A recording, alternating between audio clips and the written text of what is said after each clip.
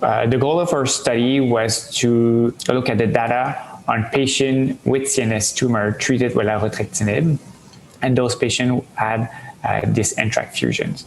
So we gathered a cohort of 33 patients that were from two different studies. So the SCOUT study, which is the pediatric study, and the NAVIGATE study, which include adolescents and adults. So those 33 patients were treated with larotrectinib until progression or unacceptable toxicity. They were followed throughout, and the objective was to look for the overall response rate using the RANO criteria. Most of our patients were pediatric patients, actually 26 of those, as we would expect since we find more NTRK fusion in glioma, especially in an infant. Those patients, most of them were already treated with at least one line of systemic therapy, and almost 50% of those received two or more systemic therapy. So they were actually heavily pretreated before entering our study. And only 5 patients were treated upfront with larotrectinib.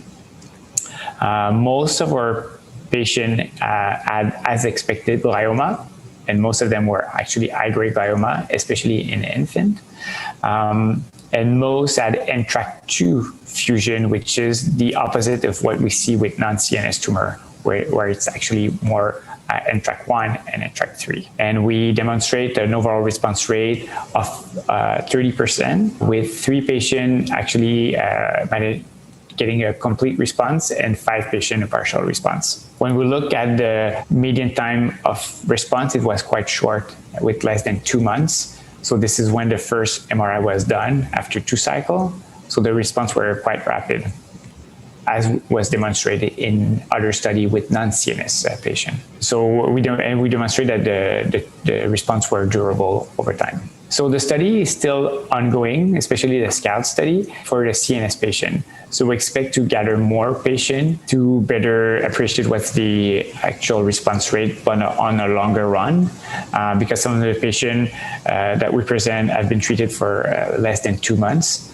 So we'll get more mature data within the next 2 years. In terms of treatment, it makes a huge difference for some of those patients, especially when we can find those NTRK fusion, because it's offer a new possibility in terms of treatment.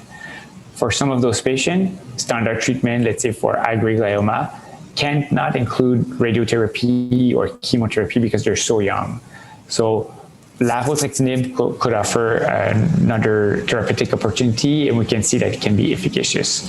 So it makes a great difference for those rare patients. And it supports also testing for NTRK fusion in CNS patients, especially if there's no driver mutation, and especially in infant with glioma.